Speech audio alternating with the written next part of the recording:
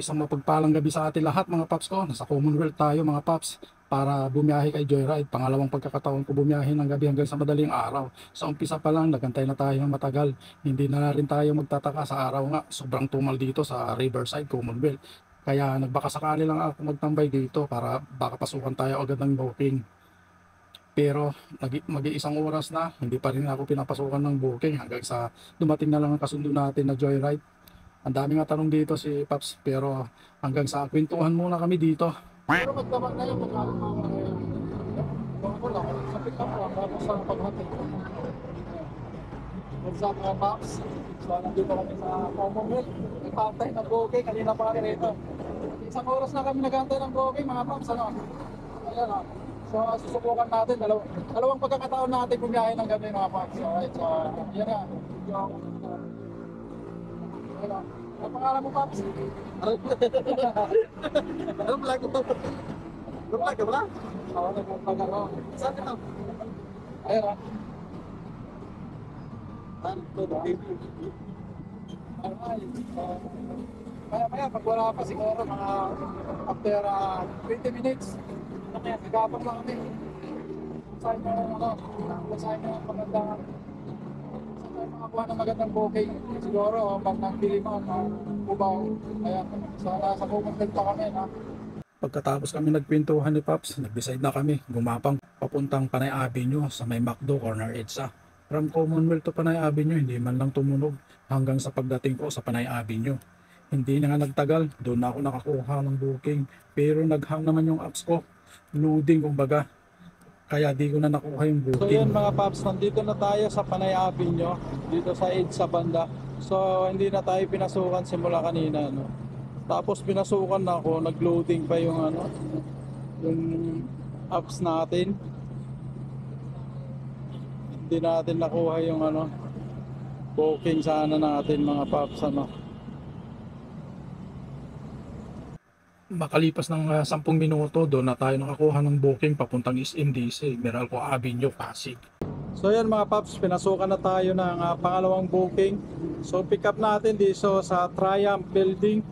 So ihatid natin sa may SMDC, Shrine Residence dito sa Meralco Avenue, Pasig City. Right? So ihatid ko kayo sa pick up point ng ating pangalawang booking. Let's go! Pagdating ko nga sa pick up ng pangalawang booking ko, binigyan ko kaagad ng helmet para isuot ni Sir. At isinara ko na rin yung mahiwagang top box ko dito. Sabay alis na rin agad kami. Maya-maya nga lang nakarating na kami sa drop off location ni Sir dito. At agad na rin bumaba si Sir. Pagkaabot na ni Sir yung helmet niya, binayaran agad ako ng 25 pesos dito. Thank you po. Thank you po. So yun mga Paps, 125 yung binayad. Ito na yung binayad ni Sir. So salamat kay Sir. Complete na natin mga Paps, no? Nandito tayo sa may Pasig.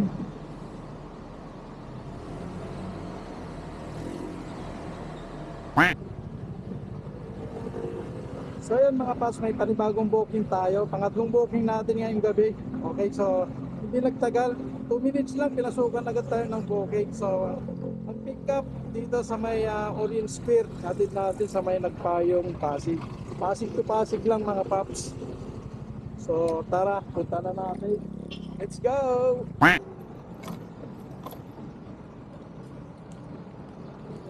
Gusto nyo maglagay dyan sa pagko.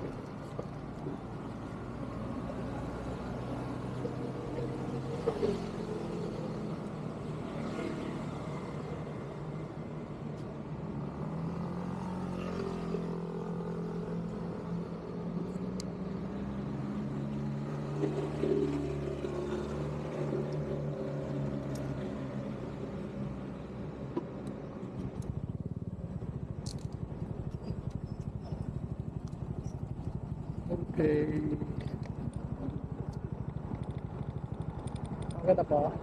Basta tayo na.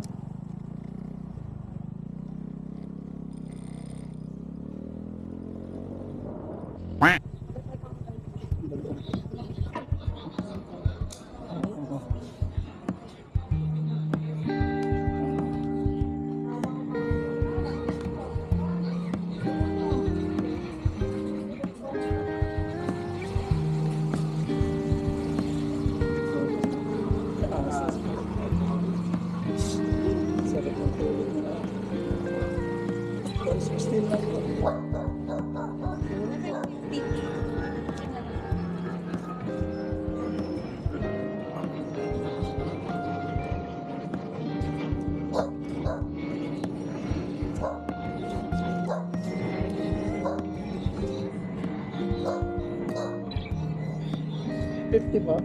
Thank you po ah.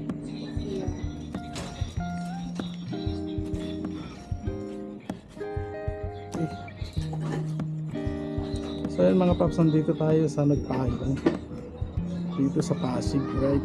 So kinumplete na natin para pasukan tayo ng panibagong booking.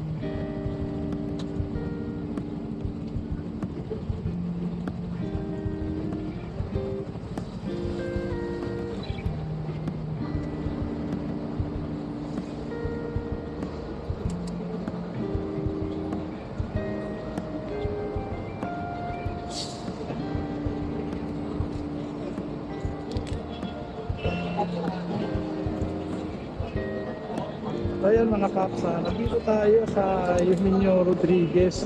So galing si ma'am sa may Pasig City. So 102 yung bayad niya, pero 105 na yung binigyan. Okay?